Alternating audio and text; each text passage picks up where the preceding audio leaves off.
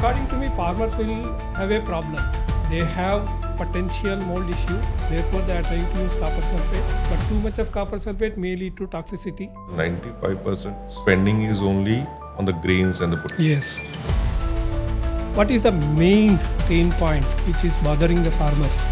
This is Dr. Radhakrishna Pallipadi, representing ChemLife Innovations, a startup based in Bengaluru.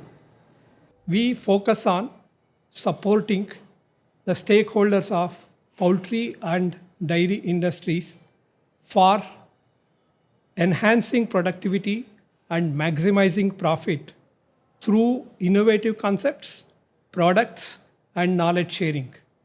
The Grandmaster podcast series is an initiative to meet the thought leaders, the legends, and opinion makers of the industry to understand their perspectives on the industry, on the trends and futuristic prospect of the industry. In this podcast, our guest is the well-known personality from the poultry industry of North India, Mr. Kanwaljit Singh Ahluwalia, Managing Director of Canafa Solutions. Sat Shri Akal, Kanwaljit. Sat Shri Akal, sir. First of all, thank you very much for accepting to be guest of the Grandmaster podcast series. I'm happy to see you. Same here, sir. I'm very much delighted to be part of this Grandmaster podcast series, and thank you for giving me this an opportunity. In fact, Kanwaljit, I'm in touch with you, I think, for more than 2 years now, and have seen you as a person with very high integrity, and you have a lot of good values in your professional life. And I also see a mission and zeal in pursuing whatever you are trying to do in the animal feed industry. You are trying to introduce innovative products connecting to the problems of the farmers. Can I know about how actually you got interested in this industry? How many years you are in this industry, in brief words? Well, actually, my journey started immediately after my graduation. After completing my science graduation, I started looking for a job. I got an opportunity to work in a company dealing in poultry feed supplements by a reference of my uncle who was already into the same field. I worked in that company for 10 years, starting as sales representative and progressing up to RSM North. Then in 2007, after working for 10 years, I thought that it's a time to start something on my own. And I started in distribution business. The first business was started by the name of Savvy Distributors in Panchkula. And gradually I expanded throughout the North India by the name of Ravi Distributors, Lotus Marketing Services, Fateh Overseas, all under the umbrella of Ahluwalia KJS Group. Later on, with the aim to spread my wings pan-India, Canfa Solutions Private Limited was founded in 2019. In Canfa, we tied up with the CPS Bioplatforms, a Canadian company, and later on with Pathway Intermediates, a Easy Bio subsidiary from South Korea. We also have our own brand for feed hygiene under the umbrella of Canfa. And that's my journey so far. I just want to know what made you to switch from working for a company, becoming a distributor, now leading a animal healthcare company. Switching from company to becoming Entrepreneur, yes. Reason was I wanted to, be in some bigger role. So that made me start into the distribution business. And then from the distribution business at the localized level, I expanded it to the North India level. And then from the North India level, as I already mentioned, that I was always seeking to move and get connect to the industry people across the India. So that was the reason. If I could have done this only when I could have a company which is working on a pan-India basis. So now I have got a company with the sales team spread across India at 10 different headquarters. And this also gives me the chance to travel to different parts, different poultry pockets, and connect with the different, poultry farmers, integrators, feed millers, breeders, and I also get the insight of what are the new developments, what are the the pain points of the industry. So that is how it's happening. I think you have a grand vision connected with the industry. And in fact, you mentioned about insight.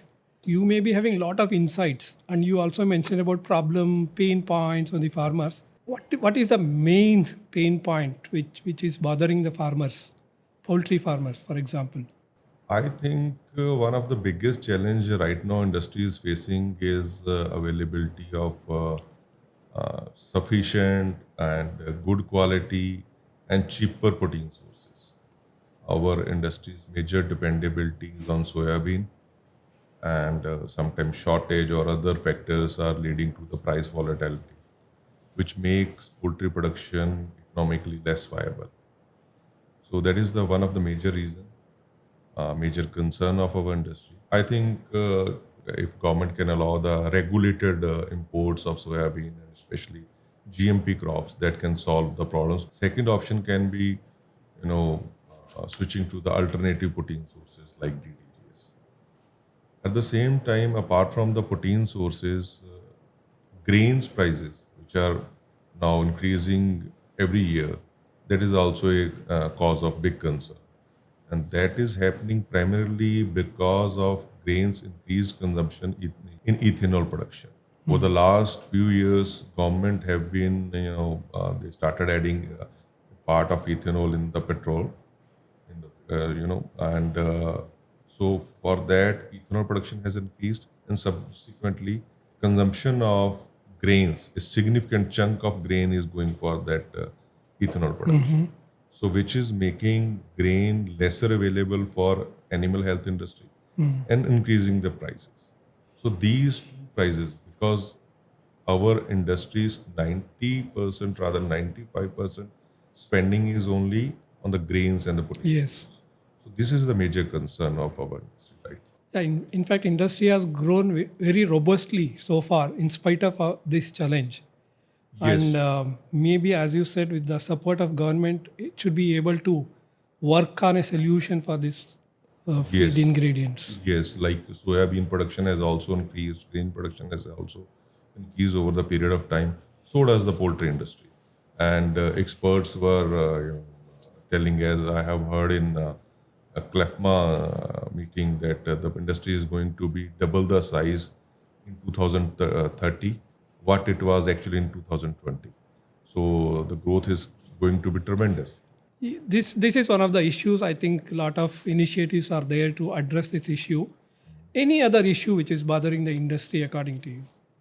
Related to this grains, feed ingredients, one more issue is apart from the availability of good and feed ingredients, the second issue related to the feed ingredients is the quality of feed ingredients. Okay. You know, Can we say it's feed hygiene issue?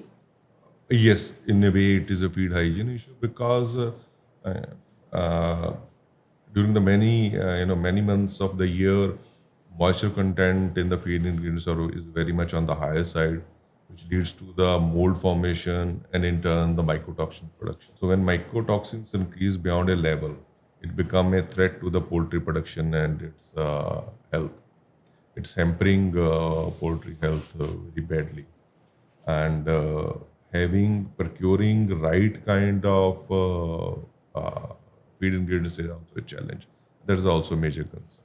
So, you know the farmers very closely. You know how farming happens, how actually the purchase of this ingredient happens. At the ground level, how farmers are attending to this issue. How do they actually see this as a challenge, and what are the solutions that they normally have? Any producer, any feed producer, whether it's farmer or the feed miller or integrator, whenever they're procuring the feed ingredients, they try to procure with the moisture content less than 10% or something. And but that is not always feasible. At the Yes. same time, they have to procure when the new crops start coming, Yeah. because at that time the prices are economical. Yes. So at the same time, when the new crops start coming, the moisture content in the crops are on higher side, which again lead to the mold formation. At the same time, poorer transportation practices, warehousing practices, they lead to the further, contamination or Yes. mold formation, or at the same time increasing the pathogenic load in the feed ingredients. So all this clubbed together, feed hygiene become an issue. Yeah, achieving the right kind of FCR, and that become not easy with such kind of raw materials, with such kind of feed ingredients. So what do they do, farmers? So normally, other practices which they do is sometime only smaller farm level it is possible. They try to do the sun drying of the grains, Okay. which is not very much practically feasible. Also, it's a costly affair. And later on, they try to add, for the storage purpose also, and the finished feed they add copper sulfate Copper they sulfate granules. copper sulfate granules. Okay, they sprinkle on the feed, is it? No, they mix, they grind and mix into Okay. the feed, Okay. because copper is a very effective against most of the molds. So by that they can, inhibit the mold formation. But it is not very safe, and it has got its own apprehensions. Copper sulfate has got few of the problems related to it.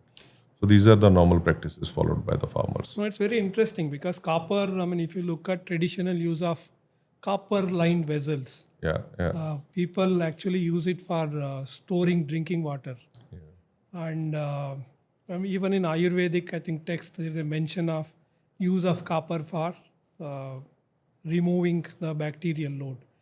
So I think copper has got a great potency, but at the same time, you mentioned about if it is beyond a point, then it may lead to toxicity. And there are several cases of copper toxicity to the birds. So according to me, farmers will have a problem or a pain. They have potential mold issue. Therefore, they are trying to use copper sulfate. But copper sulfate, too much of copper sulfate may lead to toxicity. Yes, actually, you are absolutely right that copper sulfate has got the benefit, it has got an edge that it can control most of the molds. But at the same time, there are few problems related to the copper sulfate. First is that the quality is not consistent. Yeah. It's very much hygroscopic in nature, so mixing is an issue. Particle size also could be an issue. Some may be It is, crystal, some yeah, may be it is powder. crystal, and it is uneven size. Yeah. And mixing is an issue. At the same time, a slightly higher dose can lead to the severe toxicity, which is very much harmful for the birds. So this is an issue with the copper sulfate. So just to combat that, we are happy to announce that we have recently launched a product which is bioactive copper, and it is very much effective against the molds as well as the other bacterial pathogenic bacteria present in the feed. And at the same time, unlike copper sulfate, it doesn't have any toxicity issue. It doesn't have any kind of mixing issue because it's a free-flowing powder form. Yeah, this is actually, I think, good thing to hear from you, Kanwaljit. As I said in the beginning, you are trying to be innovative, be it your enzyme preparation for enhanced digestibility of the feed, or the novel toxin binder that you launched. Now you are telling about this new concept, which connects to the copper effectiveness of copper. Can you tell more about what is the dose that you are trying to propose? This dose compared to how much copper sulfate is being used? How do you actually convince the farmers about the new concept of copper biocomplex? So actually, this product, the brand name is Cop Clean. So Cop Clean. Clean. It Clean. cleans everything. Yes, as the name suggests, it cleans the feed and make it safe and hygienic with the power of copper. But at the same time, it doesn't have got the limitations like copper sulfate. Okay. It is free flowing. it's consistent in quality, and it is effective not only against the molds but also against the all the pathogenic bacteria or pathogens which are present in the feed.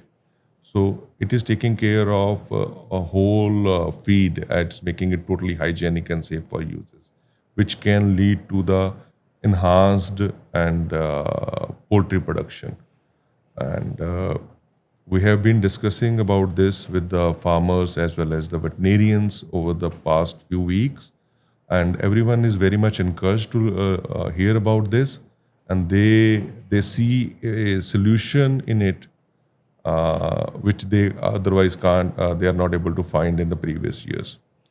We are promoting it to uses in two manner. One is to replace the conventional copper sulfate because the limitation associated with this, and at the same time to be used this product Copclean on a regular basis in the feed as a feed sanitizer. It will make your feed clean and it will increase your productivity. So that is, and the everyone's response is very much positive, and they are happy, and they immediately want to try it and to reap its benefits.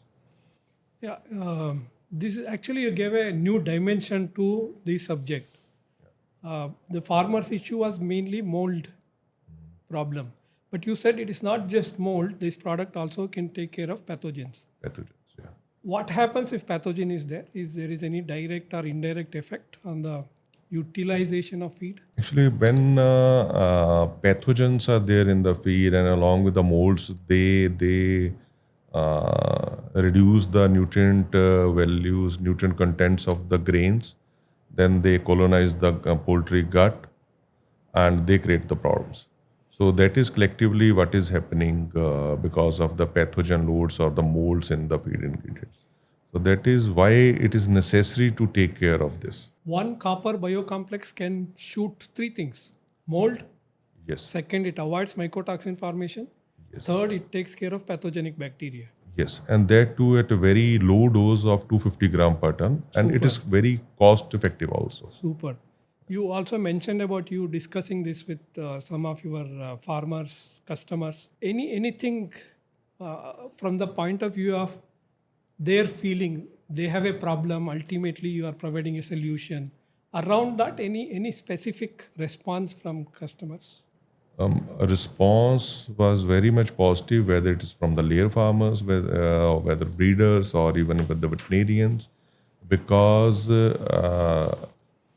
when we tell them about the benefits of this product, as well as the